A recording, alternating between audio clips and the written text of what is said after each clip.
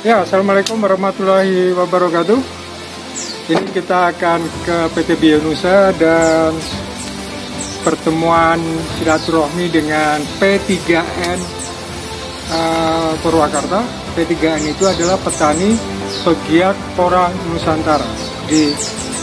Sekaligus juga di sana akan ada DPW Jawa Barat ya. Jadi kita semua kru sudah melakukan rapid barusan dan semua negatif aman. Jadi kita satu mobil enak kan, bisa dibuka gitu. Saya kira begitu. Bismillahirrahmanirrahim.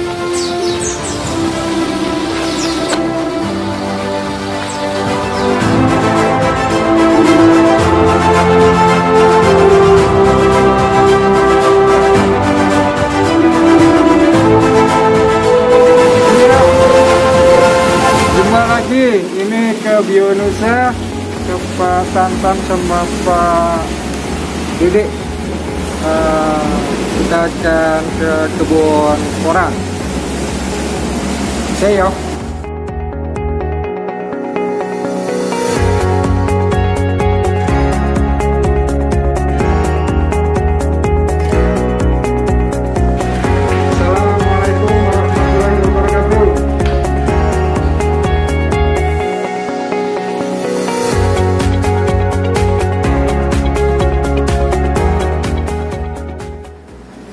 Assalamualaikum warahmatullahi wabarakatuh. Waalaikumsalam. Jumpa lagi dengan Pujo Raharjo dari Durian Mulia. Alhamdulillahirrabbilalamin. Ternyata hari ini kita saling bersilaturahmi pesantren teknologi Durian Mulia dengan jajaran direksi Bionusa. Dan ini tadi sebelum kita melakukan pertemuan hari ini, kita semua sudah melakukan protokol ya, rapid, dan kita aman semua. Di samping juga sudah vaksin ya, tapi tetap juga keamanan melalui hari ke harinya dengan rapid itu kita laksanakan.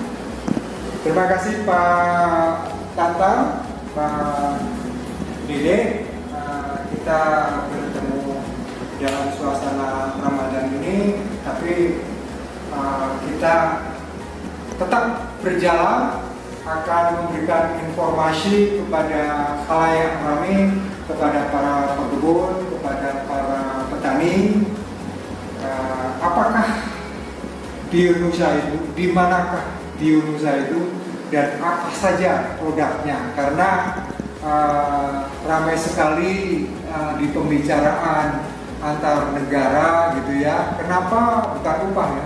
Harga pokok petani kita, terutama padi itu lebih mahal daripada Vietnam, daripada Thailand. Karena ternyata kos kita banyak. Kos kita banyak karena ternyata di Vietnam, ya, di Thailand itu komposisi atau kekayaan di bawah permukaan tanahnya itu lebih hayati daripada di sini. Jadi dengan sedikit input saja produktivitasnya naik. Dan sekarang seolah-olah kalau kita melakukan penambahan bahan organik atau lebih cenderung memperkaya hayati di media pertanian kita, oh mahal, ya memang terasa lebih mahal di depan. Tapi sebenarnya nanti kalau sudah terakumulasi secara equilibrium, ini ya, jadi kesalahan-kesalahan yang lampau, ya pupuk minded, pesticide chemical minded, itu justru akan membuat input ke sistem pertanian itu lebih mahal. Bahwa pupuknya harus maksimal banget, bahwa obat-obatannya harus maksimal banget. Nah sekarang back to nature. Oleh karena itu dengan Bionusa ini bukan kebetulan ya, saya adalah ilmuwan tanah dan nutrisi tanaman, sangat cocok sekali dengan Bionusa ini. Bagaimana sebenarnya menekan harga pokok pertanian ini dengan lebih memberikan nuansa hayati ke sistem pertanian kita. Dipersilakan Bapak Tantan untuk mulai memperkenalkan diri saya. Baik, terima kasih Pak Bujo atas kunjungan dan kepercayaan Bapak dan rekan kepada PT Indonesia. Betul seperti yang disampaikan tadi sama Pak Bujo, bahwasanya PT Indonesia ini memang berkeinginan sejak awal pembangunannya tahun 99, kita berkeinginan untuk mengembalikan fungsi dan daya dukung tanah sebagai media produksi atau media tanaman seperti itu. Yang kita sama-sama tahu sekarang kan kita sudah turun terdegradasi seperti itu tingkat daya dukungnya. Nah, PT Indonesia ini seperti yang tadi saya sampaikan, mungkin Pak Bujo sudah 2 atau 3 kali pakai di sini khusus untuk menjelaskan apa dan bagaimana Bionusa ini. PT Bionusa memang dibangun hanya khusus untuk memproduksi pupuk organik dan pupuk hayati. Itu yang pertama. Yang kedua, memang juga kita melakukan juga perdagangan trading, tapi tentunya koridornya adalah lebih utama ke hayati dan organik. Yang ketiga, kita juga melakukan jasa konsultasi seperti itu untuk apapun juga yang terkait dengan pertanian dan perkebunan. Khusus untuk produk-produk yang terkait dengan produk organik dan hayati, sejak awal kita memang ada 6, sebetulnya sudah banyak, 13 produk, tetapi untuk 5 tahun terakhir ini kita konsentrasi ke 6 produk yang utama yang memang kita produksi sendiri, yaitu pupuk hayati emas, kemudian pupuk organik kompota, biofumusida marhu, dan biobu serta bioris, yang ini adalah seed treatment, kemudian ada juga bioagrodeco. Dari ke-6 produk itu ada juga beberapa produk yang memang kita lakukan kerjasama dengan balai atau balai penelitian atau pemerintah, itu oke, tidak masalah bagi kita gitu. Asal penelitiannya tetap untuk perbaikan perkebunan pertanian kita. Barangkali itu sementara yang bisa saya sampaikan. Kita tetap back to nature, tetap kembali ke organik, tetap alami seperti itu. Mudah-mudahan ke depan pertanian kita seperti yang Pak Bujo sampaikan bisa lebih bersaing di dunia internasional dengan menekan harga produksinya. Adapun penjelasan masing-masing produk nanti bisa disampaikan sama Pak Dede selaku direktur produksinya. Maaf, selaku SMPB, kami persilakan Pak Dede. Silakan Pak Dede. Baik, terima kasih Pak Direktur ya, berkaitan dengan produk yang dihasilkan oleh PT Bionusa. Mungkin kita sudah terlihat di sini ya, ada beberapa produk yang kita tunjukkan ya. Yang pertama yaitu pupuk hayati emas ya. Ini pupuk hayati emas. Jadi ini adalah produk pupuk yang memang betul-betul hayati ya. Di mana di sini pupuk hayati emas di sini singkatannya dari Enhancing Microbial Activities in the Soil ya. Itu. Kemudian bahan aktif dari pupuk hayati emas ini terdiri dari Azospirillum sp, kemudian juga Azotobacter, Aeromonas, dan Aspergillus niger ya. Di mana bahan pembawanya ya, bahan pembawanya itu di sini kita ada bahan organik, kemudian ada zeolit, ada gypsum ya, dan juga bahan pembawa lainnya. Dan fungsi dari pupuk hayati emas yaitu jelas ini adalah sebagai penambat N bebas ya dari udara. Kita ketahui bahwa di udara itu banyak sekali N bebas ya, dan tentunya dengan pupuk hayati emas N bebas yang ada di udara akan kita bisa tambat. Kemudian yang kedua, dia sebagai pelarut fosfat ya. Pelarut fosfat karena kita ketahui bahwa dengan pemupukan intensif di dalam tanah ya, itu menyebabkan kandungan fosfat itu cukup banyak, tetapi ketersediaannya memang sedikit karena dia dijerat oleh Fe dan air. Nah, dengan adanya mikroba berguna yang ada di dalam pupuk hayati emas ini akan membantu si pupuk fosfat itu menjadi tersedia bagi tanaman. Kemudian yang lainnya bahwa ini pupuk emas ini juga mempunyai fungsi untuk pemantap agregat tanah. Ya. Jadi di samping itu juga bahwa pupuk emas ini bisa membantu mengoptimalkan penyerapan hara ya pada tanaman yang berasal dari proses pemupukan ya. Dan juga ini pupuk hayati emas ini kalau digunakan bersama-sama dengan pupuk kimia ini bisa mengurangi dosis penggunaan pupuk kimia sekitar 25 sampai 50%. Nah, itu produk yang pertama yang kita punya. Kemudian yang kedua itu adalah kompota ya. Kompota ini adalah pupuk organik yang bahan dasarnya ini dari kotoran sapi, dari kotoran sapi. Tetapi di sini kotoran sapinya itu sudah kita perkaya ya dengan azotobacter, azospirillum dan aeromonas ya, di mana dia hampir sama fungsinya dengan pupuk hayati emas, membantu pendapatan yang bebas dari udara, kemudian pelarut fosfat dan pemantap agregat tanah. Ini warnanya kalau kita lihat ya untuk kompota ini warnanya hitam kecoklatan ya ini.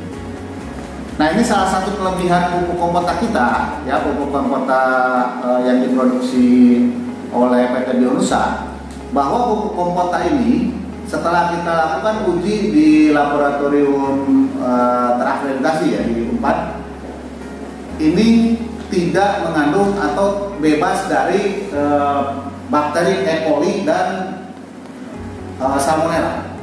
Ya. Nah ini kemarin kita diskusi dengan salah satu pelaku bisnis porang yang akan kerjasama dengan luar negeri, katanya bahwa mereka tidak menyarankan menggunakan pupuk organik. Nah setelah ditanya kenapa ini kok tidak disarankan menggunakan pupuk organik, mereka menyatakan bahwa pupuk organik itu dikhawatirkan mengandung E. coli dan salmonella. Nah itu mungkin kalau pupuk organik yang mentah yang langsung diproses ya pasti dia akan mengandung bakteri E. coli dan salmonella. Tapi kan di PT Bionusa, pupuk organik PT Bionusa ini sudah melalui proses dekomposisi ya. Kita pada saat kotoran hewan, kotoran sapi datang ke sini, kita dekomposisi dulu ya dengan menggunakan dekomposer BioAgroDeco yang kebetulan produk kita juga. Itu kurang lebih 1 minggu sampai 2 minggu ya, sampai nanti CN rasionya itu betul-betul di bawah 12 ya. Nah setelah CN rasionya di bawah 12 baru kita proses untuk dijadikan kompota. Mungkin kita bisa tunjukkan sertifikat ya, sertifikat dari apa? Ini sertifikat input organik yang kita punya ya. Ini ya. Nah ini ya. Ini sudah apa di audit oleh Innovis ya. Innovis kaitan dengan ini sehingga betul-betul produk organik kita baik produk kompota kemudian pupuk hayati emas ini betul-betul aman. Dan pupuk kompota mungkin perlu saya jelaskan, kalau sekarang pembeli orang dari luar negeri mengkhawatirkan adanya E. coli dan salmonella yang memang sangat berpengaruh terhadap kesehatan manusia ya, ini saya katakan bahwa yang kompota ini bebas dari bakteri E. coli dan salmonella. Dan itu berdasarkan hasil laboratorium kan? Ya, itu berdasarkan hasil uji coba laboratorium di UNPAD ya. Ya. Nah itu. Dan ya. itu formal sekali, bukan katanya lagi. Bukan. Jadi, itu saya kalau boleh menambahkan, istilahnya di tanah Andiso yang istilahnya hasil analisanya bahan organiknya tinggi, tapi tetap juga yang namanya tanah Andiso itu retensi fosfat itu tinggi. Jadi istilahnya phosphate retentionnya itu 90 sampai 95%. Jadi P yang tersedia sangat sedikit sekali. Nah, salah satunya zaman dulu adalah memupuk 2 atau 3 tahun dosis dengan TSP ya, atau SP36 itu kan sangat tinggi sekali ya. Tapi ternyata sekarang sudah ada, nah yang saya katakan pos itu tinggi di situ ya. Tapi kalau sudah memakai pupuk hayati, tadi dikatakan PHE, kemudian pupuk hayati emas, kemudian yang kompotat tadi, itu sudah ikutannya adalah fungsi mikrobanya penambahan N bebas, pelarut P, dan juga pemantapan agregat tanah. Dan di situ akhirnya dengan adanya aktif bakteri, mikroba, itu P itu akan lebih tersedia. Ini sebelum dilanjutkan, kalau para jurnalis ya, wartawan kalau akan bertanya, silakan ini kalau ada pertanyaan maka.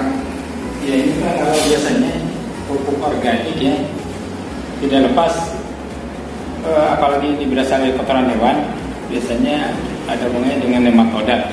Nah kalau ini ada diperiksa nematoda nggak Pak di organik?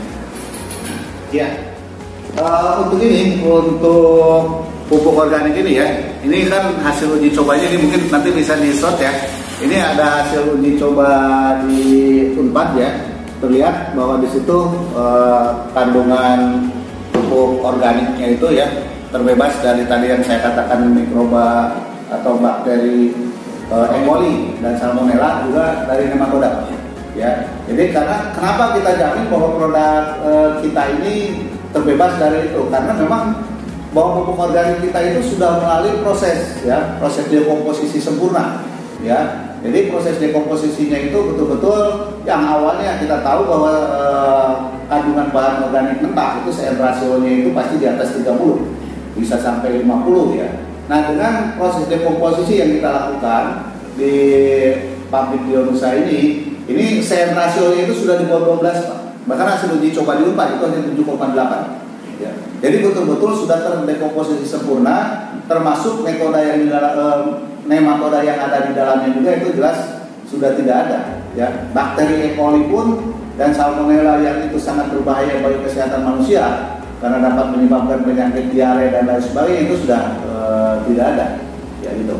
Ya, kalau saya boleh menambahi riwayat Jawa Barat, perkebunan di Jawa Barat. Jadi pada tahun 1811 yang ada di Jawa Barat itu bukan teh ya, tapi kopi. Nah, 1811 kopi itu masuk ke Jawa Barat sehingga dikenal dengan yang namanya kalau orang sebenarnya priangan kopi ya. Tapi orang bule, orang dari Eropa sana kalau bilang istilahnya priangan susah kan, akhirnya prianger, akhirnya dulu tolong ya Pak. Action ya. Menyambung keterangan Pak Dede tadi perihal menjawab pertanyaan nematoda, ini saya akan sharing bahwa riwayat perkebunan di Jawa Barat pada tahun 1811 yang masuk pertama kali di Jawa Barat itu bukan teh tapi kopi. Nah, kopinya itu namanya kopi priangan. Tapi yang namanya orang Eropa, jadi kopi kita sudah diekspor dikirim ke Eropa. Nah, orang Eropa itu nggak bisa bilang priangan, preanger. Nah, akhirnya riwayat preanger yang ada di Bandung itu ada hotel, ada istilah preanger itu sebenarnya dari priangan. Nah, sampai 1860 kopi ada, tapi kemudian ada epidemiknya disebabkan karena tadi nematoda sama penyakit karah daun. Nah, karena apa? Ternyata memang di dataran tinggi di Jawa Barat nematoda itu di tanah Andisol dan juga karena ada sapi perah, nematoda itu ada. Pada saat itu belum dikenal teknologi dekomposisi, pengomposan yang lebih bagus. Nah, sekarang dengan adanya bionoza ini, kompos itu walaupun sapi katanya dingin dan kemudian sumber nematoda, tidak masalah kalau sudah terdekomposisi. Jadi proses dekomposisi itu mengeluarkan panas kan, mengeluarkan panas, apalagi kalau lewat biogas gitu ya. Mengeluarkan panas, nematoda itu otomatis akan berkurang sekali ya, mati. Nah di situ dengan revolusi dekomposisi, dengan adanya bionoza ini, kopi di Jawa Barat kembali nanjak ya, nanjak luasnya. Jadi di situ yang dikatakan bahwa kalau kita lebih hayati dan memakai kompos yang matang, itu hasilnya akan lebih baik buat harga pokok ya, harga pokok pertanian atau perkebunan, dan menghindari kerusakan dan menghindari serangan nematoda tadi ya. Ini keterangannya. Mungkin nanti kalau ada pertanyaan yang kemudian dilanjutkan, tapi Kang Dede dipersilakan untuk melanjutkan produk yang lain dulu atau ya. Baik, terima kasih Mas Pujo. Jadi kaitan dengan produk berikutnya itu adalah marku ya. Jadi marku ini merupakan biofungisida ya, guna biofungisida, dan bahan aktifnya itu ini di sini ada dua, yaitu Trichoderma harzianum dan Trichoderma oningi. Jelas dengan adanya dua jamur tersebut ya, maka ini sangat efektif untuk mengendalikan penyakit tular tanah ya. Penyakit tular tanah yang disebabkan oleh Fusarium, kemudian juga oleh Ganoderma ya, atau jamur akar putih.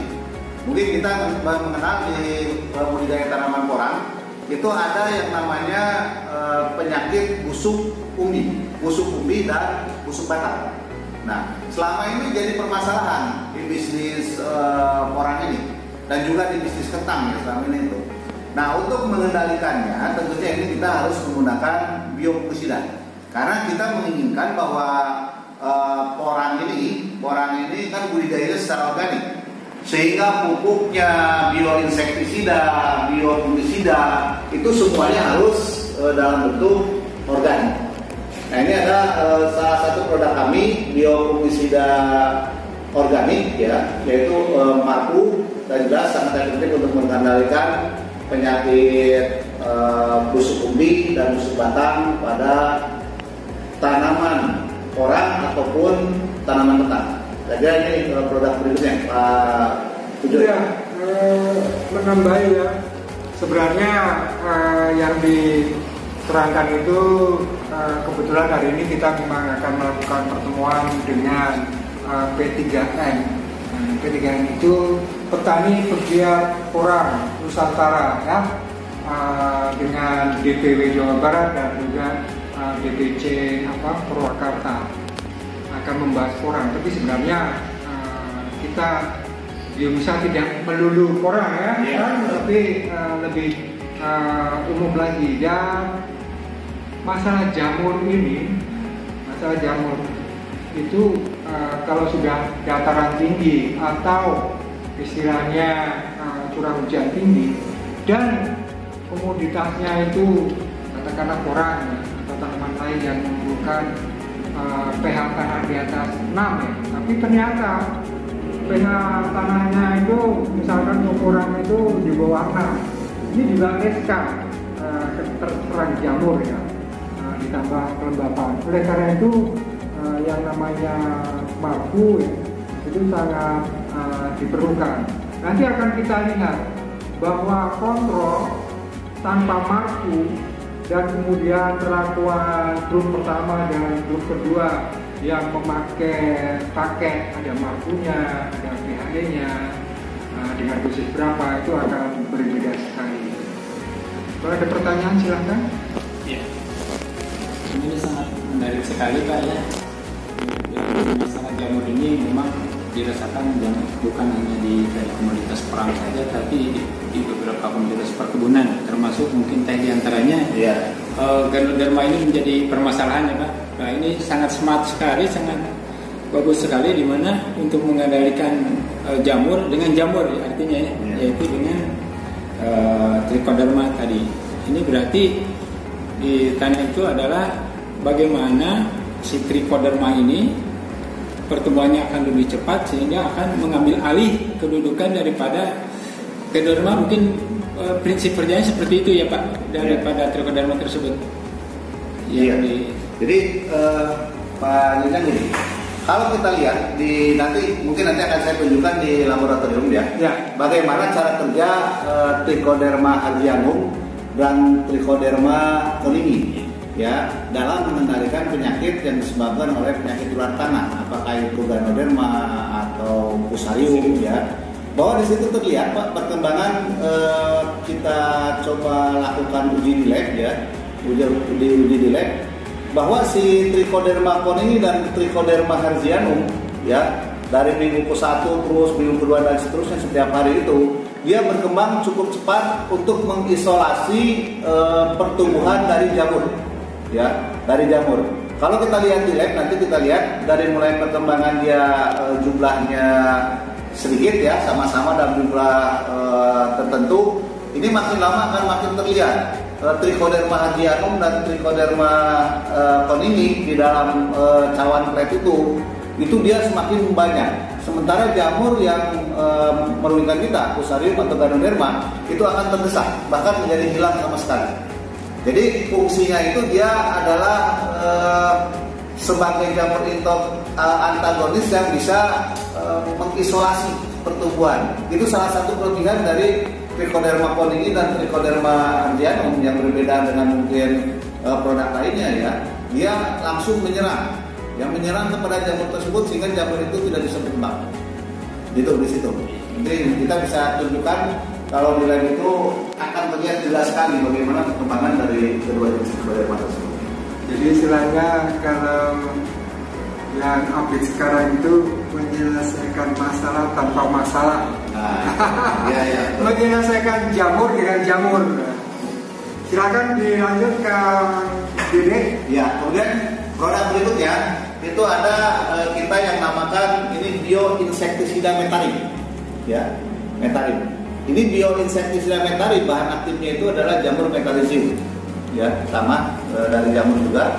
Nah, kemudian ini permasalahan yang kemarin muncul mungkin di beberapa grup medsos kita ya, dan juga kita evaluasi apakah itu di tanaman porang ya atau di tanaman kentang, itu adanya kalau bahasa Sundanya itu adalah uuk ya, uuk atau uret ya, betul. Uret atau larva kumbang tanduk ya, kalau di tanaman sawit atau di karet itu biasanya larva kumbang tanduk ya, yang memang sulit dikendalikan.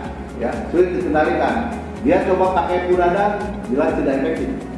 Dan perlu banyak sekali untuk puradan. Dan puradan itu adalah bahan kimia.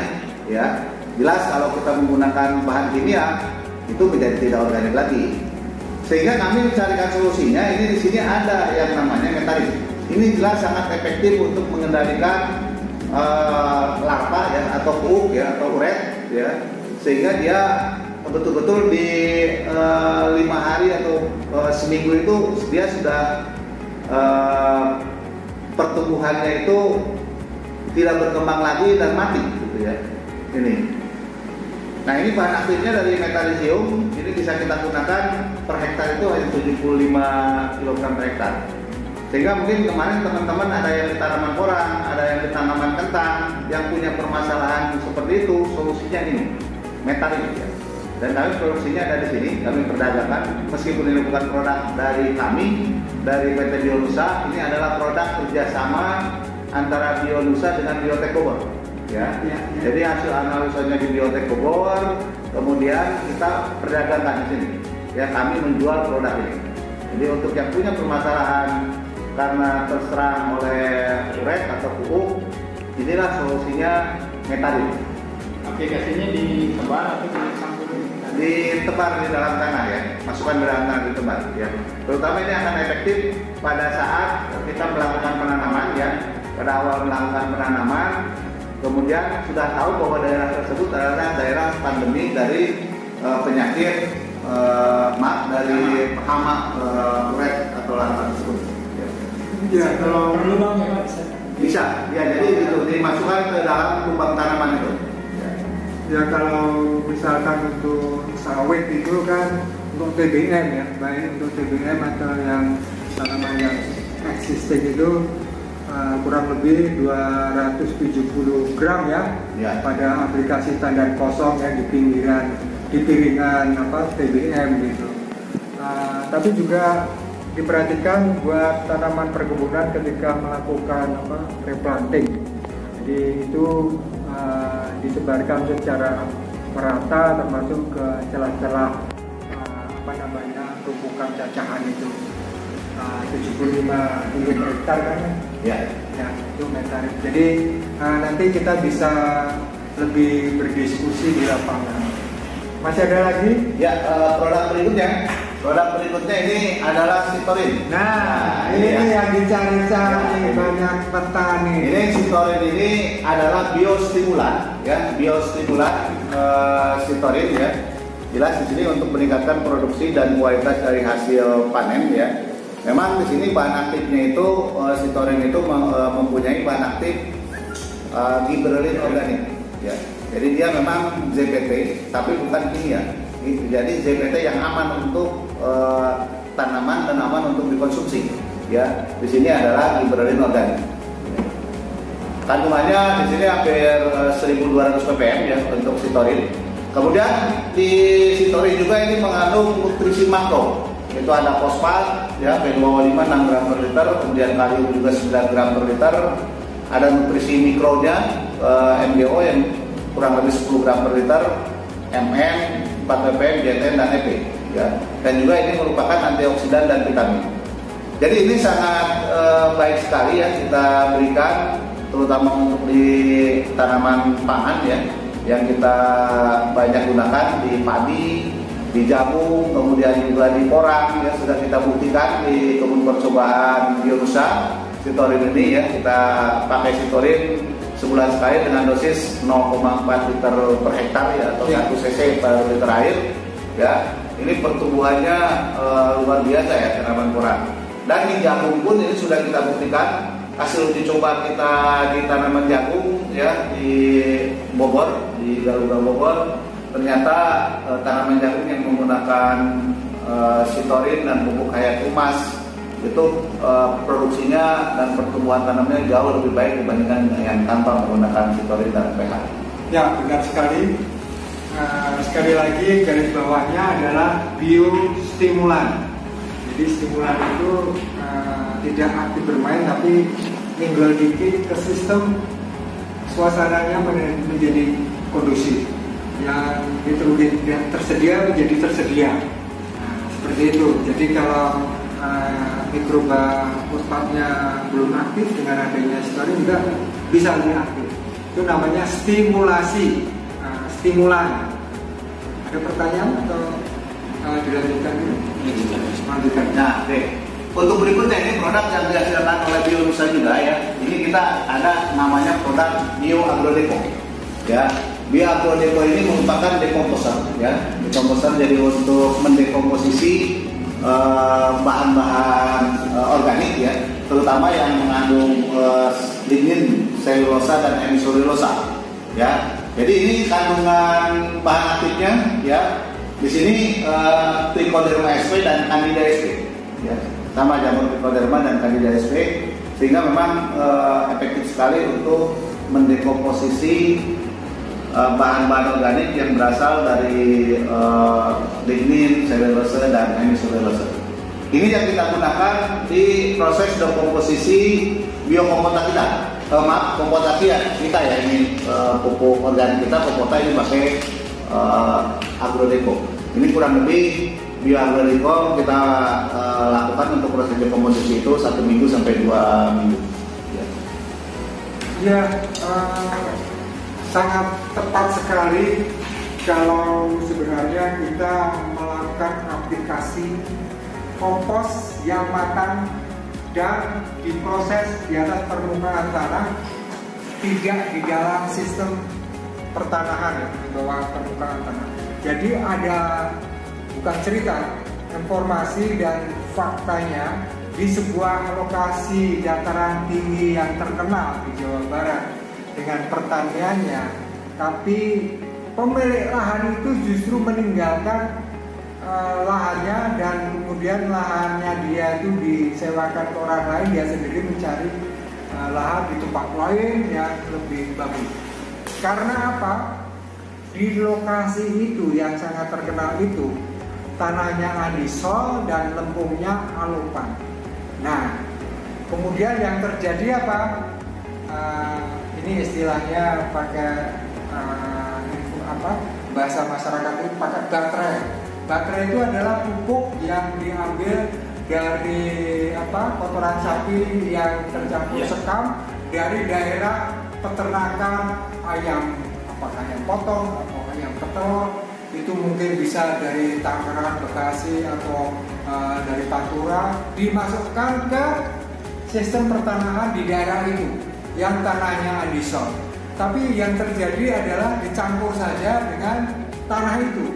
Jadi istilahnya kalau baterai kotoran ayam itu bau kan, dikarungi bau gitu ya. Kemudian ditebar di lahan yang andisol itu bau juga. Jadi bau itu adalah sebuah proses amonifikasi, jadi bau belum matang. Dan kemudian yang terjadi apa? Mereka berpikir menghemat waktu, menghemat tenaga, gitu kan. Permukaan tanah yang tercampur itu hangat juga. Nah di sini alupan, lempung alupan, lempung aktif dari tanah andisol itu rusak juga. Nah kalau sudah rusak, apa yang terjadi? Input apapun, berpikirnya saya sudah melakukan SOP, pupuknya segini, kemudian pestisida segini, tapi SOP itu ternyata tidak memenuhi standar yang outputnya yang diharapkan, ya karena akhirnya tanah yang dikatakan subur itu sebenarnya rusak. Nah orang yang di situ lama paham, oh rusak ya, kemarin saya salah. Dia sendiri pindah ke tempat lain. Dan mudah-mudahan di tempat lain perilakunya tidak mengulang kesalahan di tanahnya sendiri. Jadi ini yang namanya agrodeco ini sangat bagus sekali untuk mematangkan bahan organik input ya ke suatu sistem pertanian lebih baik. Dan kemudian tadi pertanyaan Anda mengenai nematoda dengan proses ini ada proses Ibu derajat. Nah di situ kenapa kalau niat membuat kompos itu harus di atas permukaan tanah atau terisolasi ya, jangan bercampur langsung dengan tanah karena jangan sampai merusak lempung. Jadi lempung itu kalau pasir sih, pasir itu material partikel ya, tapi kalau lempung itu kan yang aktif mengikat unsur hara gitu kan. Unsur hara itu kan bisa NPK, MP apa gitu ya. Itu tuh menjadi tidak terikat kalau lempungnya itu sudah rusak gitu. Nah makanya bagus sekali dengan agrodeco ini, kompos itu akan matang dan kemudian yang jelas ada bahan aktifnya ya, mikrobanya trichoderma gitu kan, kemudian candida itu, dan akhirnya fungsinya menghasilkan enzim-enzim yang diperlukan untuk mendekomposisikan sianingan tanaman. Jelas ada selulosa, ada ini dan kemudian ada ini selulosa. Ini warnanya memang kadang-kadang produk asli itu memang harus dikenal warnanya kehitaman gitu ya. Dan 1 kilo itu untuk 1 ton limbah.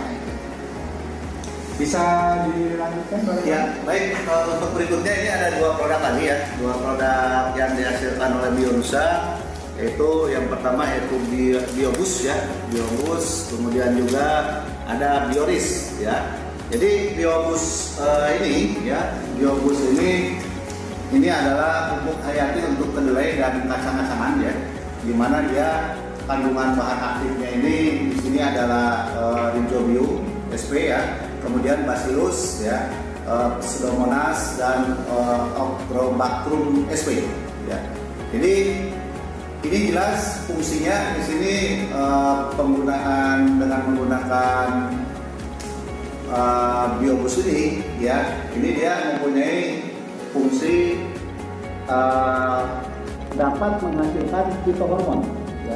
Fitohormon ini diberi untuk memacu pertumbuhan, pembungaan dan pemanasan buah dari kedelai ya. Ini sangat efektif sekali, dan ini kita berikan kurang lebih 200 gram atau 5 saset per 40 kg benih per hektar ya. Jadi pemberiannya ini di blend dengan benih yang akan diaplikasikan di lapangan, dan ini sangat efektif untuk meningkatkan istilahnya itu produksi dari tanaman kedelai. Nah kemudian yang lainnya yaitu Bioris ya. Bioris hampir relatif sama dengan Biobus ya, tapi dia memang khusus untuk tanaman padi ya. Jadi Bioris ini kita khususkan untuk tanaman padi, dan bahan aktif Bioris ini terdiri dari Azotobacter, Azospirillum, kemudian Bacillus ya, Rhizobium dan Methylobacterium sp ya. Nah, jadi fitohormon itu yaitu untuk mempercepat pertumbuhan daun, pembungaan dan pembentukan biji daripada padi. Sama seperti tadi untuk Biobus ya, Bioris ini kita aplikasikan kurang lebih 10 saset per hektar ya, itu di blend pada benih padi itu sendiri, dan ini jelas sudah terbukti efektif meningkatkan produksi padi. Di uji coba kita di Karawang itu meningkat 10-20% dibandingkan dengan yang tidak menggunakan Bioris.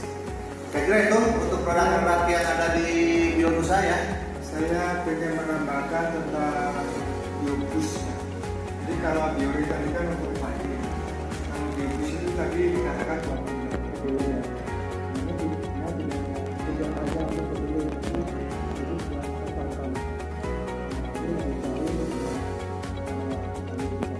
Jadi kalau kita dari pantai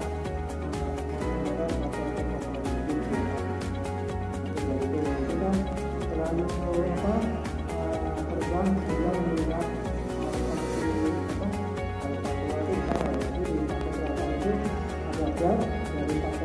itu ada yang panjang sekali, sebenarnya sampai kita 150 km itu daerah berpasir. Nah di situ akhirnya saya pernah diskusi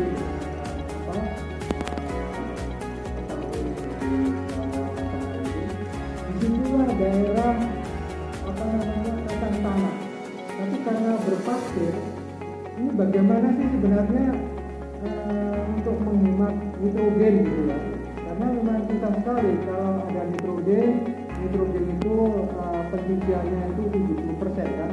Nah dengan adanya Biobus ini akhirnya nitrogen bisa lebih diperhemat. Kira bagus sekali ya. Nanti kita bisa diskusi lebih banyak lagi. Mungkin ada pertanyaan atau? Ya sedikit aja mungkin. Berarti itu kan sebagai inokulan ya? Iya, inokulan. Biasanya di perakaran kedelai itu ada bintil di akar ya, Rhizobium. Berarti itu untuk lebih meningkatkan bakteri Rhizobium tersebut ini ya. Oleh karena itu lebih bagus buat kedelai sama kacang tanah. Jadi ini kebetulan yang lebih banyak mencoba ketika melakukan research sebelum Nova 1 di kedelai.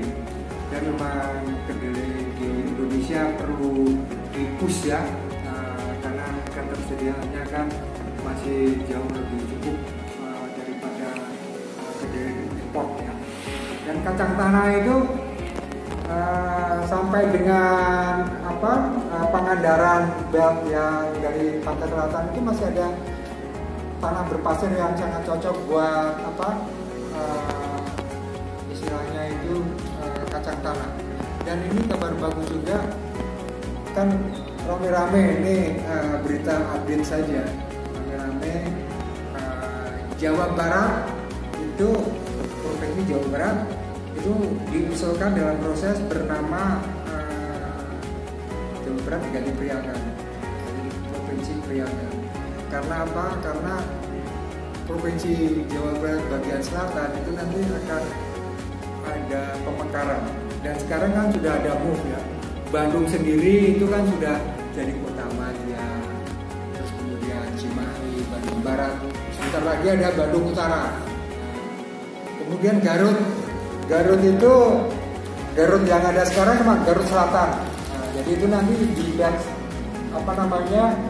untuk mempersiapkan provinsi Jawa Barat bagian selatan. Nanti dimulai dengan kabupaten. Mereka selalu mencari. Kalau saya nanti resmi dimekarkan, produk apa ini yang bisa unggul?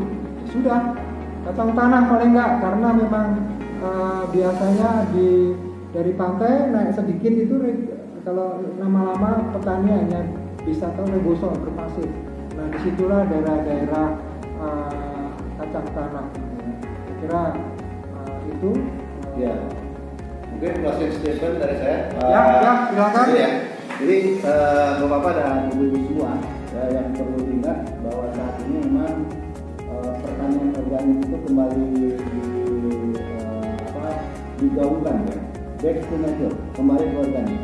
Jadi kalau bapak-bapak dan ibu-ibu ingin membudidayakan organik ya, apakah itu koran organik, padi organik, dan yang berbau organik, ya ingat organik tidak dirusak, karena produk di Indonesia semuanya itu berbasis organik dan hayati. Dan kami tidak hanya punya pupuk organik saja atau pupuk hayati saja, ya, tapi juga punya di sini biofumisida, bioinsektisida, dan mungkin nanti kedepannya kita akan coba kembangkan kaitan dengan bioherbisida, ya. Jadi berdasarkan hal-hal tersebut mungkin sebagai closing statement dari kami, ya, mari kita galakkan produk organik dan mari kita gunakan pupuk organik dan pestisida organik, ya, dan hayati yang diproduksi oleh Indonesia, yang memang betul-betul sudah teruji dan sudah disertifikasi oleh badan sertifikasi yang kompeten. Saya kira demikian. Ya, sangat cocok sekali. Sekedar informasi lanjutan ya. Kenapa yang namanya Queensland? Di Queensland itu dulu daerah panas, kemudian tebunya rendah, dan kemudian bisa sekarang tebunya itu menanjak sama dengan Kuba. Jadi istilahnya di sana itu dulu kalau akan panen tebu itu dibakar, kalah dengan kita. Tapi kemudian sekarang enggak, panen itu hanya diambil tebunya, yang hijau harus kembali. Padahal mendekomposisikan lebih banyak tanaman yang pucuknya itu ya, perakaran itu kan susah. Nah, mau nggak mau ke hayati, mau tidak mau ke hayati, dan sekarang akhirnya pupuk input nitrogen ya dan yang lain-lain potasium itu lebih rendah. Karena sudah kondisikan bahwa bahan organiknya makin lama makin tinggi. Nah sekarang saya masih ingatkan, saya pertama kali masuk jadi mahasiswa research di teh itu. Jadi dari Jogja saya menjadi warga Jawa Barat itu karena saya ke Pasir Nangka, perkebunan Pasir Nangka, Panyaira yang tanahnya merah, dan di sana pada tahun 1981 rotasnya itu 950 sana sehingga kilogram kering per hektar per tahun, dan sekarang sudah bisa lebih tinggi. Karena apa? Karena ada perbaikan bahan organik. Jadi istilahnya akhirnya saya kawal dengan penelitian ketika saya menjadi peneliti di penelitian. Kuncinya tetap bahan organik ya. Karena bahan organik itu ibaratnya jadi kalau ada seperti ini ya, misalnya kerikil atau kelereng kecil, bahan organik itu pipih gitu, pipih. Nah kemudian ada sebutir kecil itu pasir. Jadi istilahnya bentuk partikelnya itu beda. Nah akhirnya dengan ada pipih begini bahan organik, kemudian ada kelereng kecil, ada lagi banyak begitu kan. Akhirnya tanah itu hidup, tanah itu aktif. Dan pelopornya adalah bionusa. Oleh karena itu mudah-mudahan kita makin mampu bersaing kan dengan dengan negara tetangga ya, dengan Vietnam, dengan Thailand gitu. Jangan hanya istilahnya kok sudah terlampaui saling produktivitasnya dengan Vietnam, dengan Thailand. Akhirnya itu terima kasih kan. Ya. Assalamualaikum warahmatullahi wabarakatuh.